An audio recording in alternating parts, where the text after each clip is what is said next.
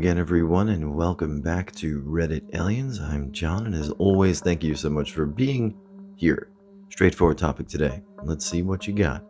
What's the scariest experience you've ever had? Please remember to like, share, have a great day, and subscribe. This is one of the most scary experiences I've had that I still can't explain rationally. I was home alone one night as a teen. Parents were at a family dinner, if I recall correctly, and my older sis was most likely with friends or boyfriend. Anyway, it was late and I was getting ready for bed. I was coming out of the bathroom when I suddenly heard this high-pitched giggle coming from my parents' bedroom. There was also a light coming from the gap under the door where I was certain the light was off. Thinking maybe the laughing was coming from my parents' radio, I go into their bedroom to investigate. The alarm clock is unplugged. Weirded out, I noped back out of the room and slammed the door behind me. Then I heard the same laughter again. To put you in the picture, just imagine a hysterical laughter of someone completely out of their mind, as that is the only way I can describe it. It didn't even sound fully like how a person would laugh either. If the laughter was bad enough, I then, to my horror, see a shadow appear in the lit gap under the door, as if someone was standing on the other side.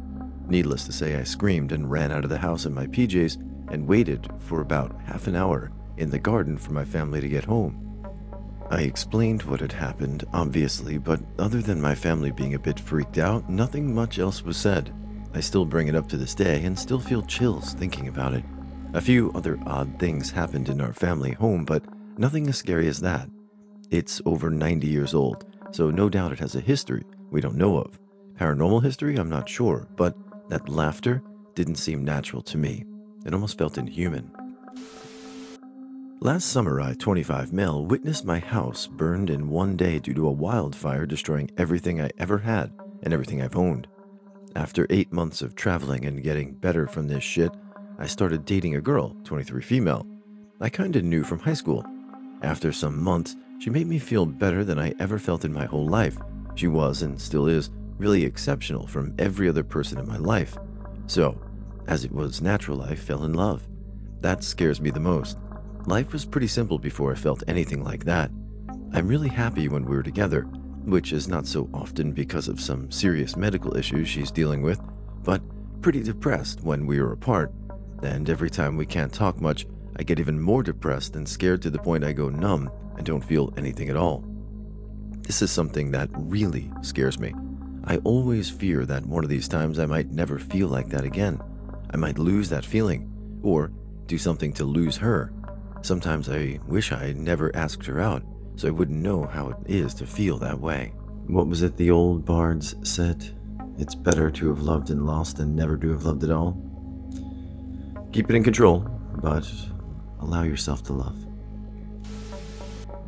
Back in 2005, I was taking a cross-country trip with a friend from the East Coast to the West Coast. We stopped in New Orleans for the night, walked about 1 mile to the bar and got drunk. Here's where it gets scary.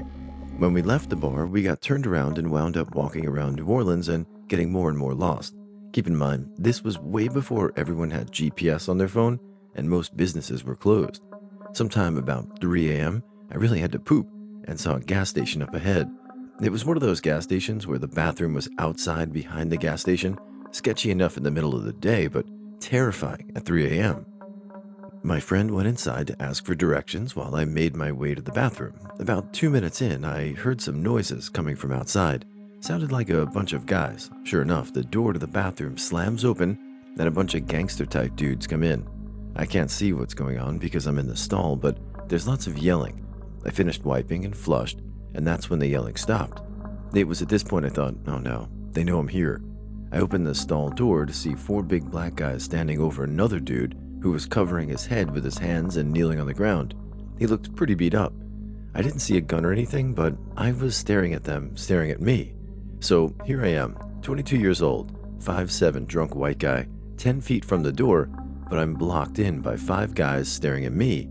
Maybe it was the alcohol, but I was surprisingly pretty calm throughout the whole thing. I just looked past them and at the door and said something along the lines of, "I'm just gonna slide by you real quick," and made my way to the door. They were probably just as shocked as I was because no one stopped me or said anything to me. They just kind of stared at me like I was a talking dog. When I made it outside, I made a beeline to the front where my friend was still inside. I yelled, "We gotta go," and told the clerk behind the bulletproof glass that I needed to call the cops because something was about to go down in the bathroom. We took off running into the night in the direction the clerk had told my friend, and we eventually made it back to the hotel about 20 minutes later. The next few hours in the hotel, I stared out the window, thinking somehow those guys were going to find me. Around 10, my friend woke up and we checked out. I finally fell asleep in the car when we were about half an hour outside of New Orleans. A friend and I were checking out our new college town. We came to a bridge over the river and left the road to look down the bank toward the water. We stepped onto a slab of concrete to get a better look. The slab started to tip forward, the steep drop, and we had to jump backwards onto the slab to keep from plummeting 60 feet to the river below. I was scared of heights for a while after that. I have two. One, finding out I had breast cancer genes. I have mutated in my BRCA1 and BRCA2. That made me a candidate for breast cancer in my 30s. It runs in both sides of my family.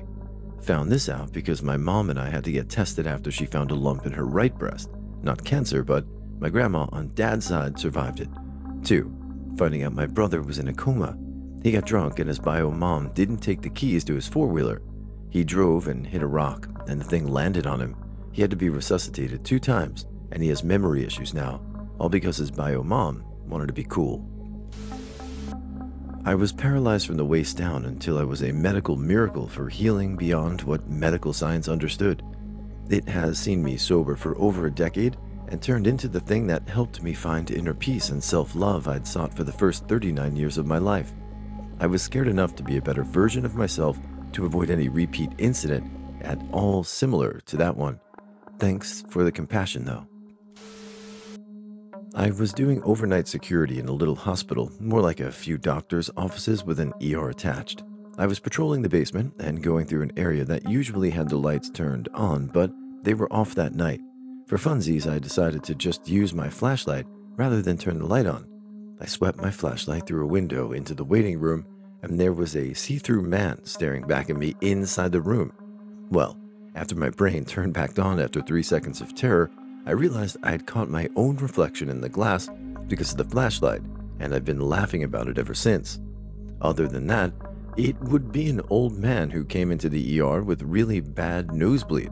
It was bad enough that the doctor stuffed essentially a tampon up his nose and asked him if that was okay. Well, the blood that had been coming out of his nose was now redirected down his throat, and hearing him say, "It's okay," while gurgling on his own blood still haunts me. Some creep was taking photos at the McDonald's I worked at. We were open 24/7, and me and one cook were on shift. The guy was just walking around and watching the ladies' bathroom.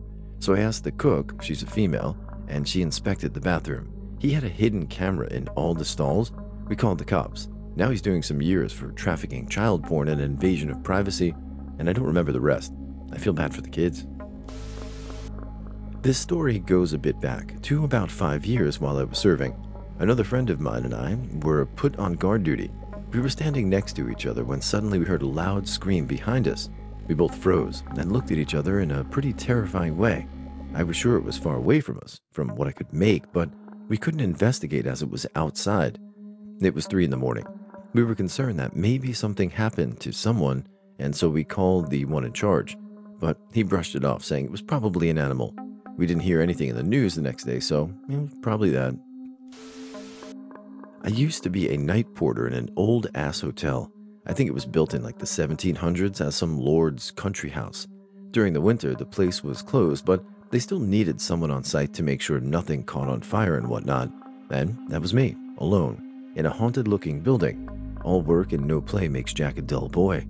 I'm still not sure if that was the isolation, the quiet, or the shining, but I felt that something was haunting me, something I could never quite say. Words of wisdom, Lloyd. Words of wisdom. My first time at Sequoia National Park was enjoying a nice gentle walk around the trails of giants. Rounded a blind corner on this hilly trail, and about 100 feet away was this massive black bear in the trail coming my way. Instantly froze and forgot what to do. It was the size of a small car, and the muscles or skin or whatever just moved with every giant step. I slowly started to back away. Don't think it actually saw me. Turned the blind corner again and took the long way round back to the car. That was my first time going to a national park. It was exhilarating.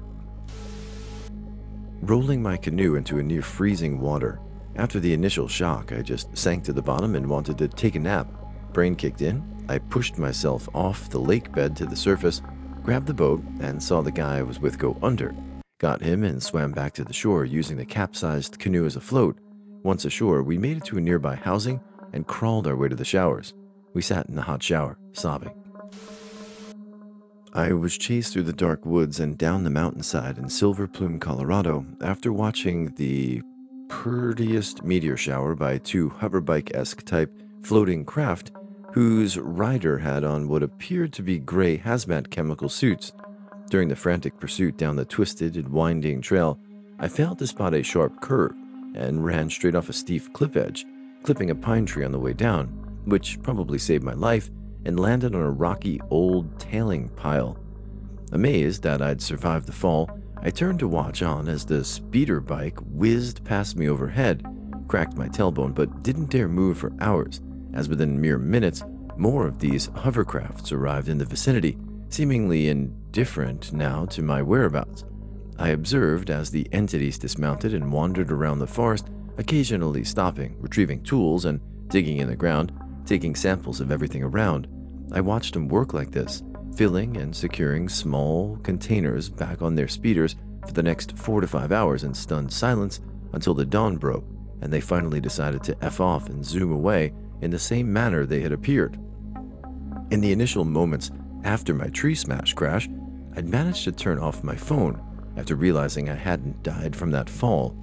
Didn't want it to ring or buzz or alert those things to my location. Scariest night of my life. It's been over a year since then, but I think about this incident every single day and fear that I'll never know or have any reasonable explanation for what occurred that night. I don't even know if those pursuers were human, alien, military, or what.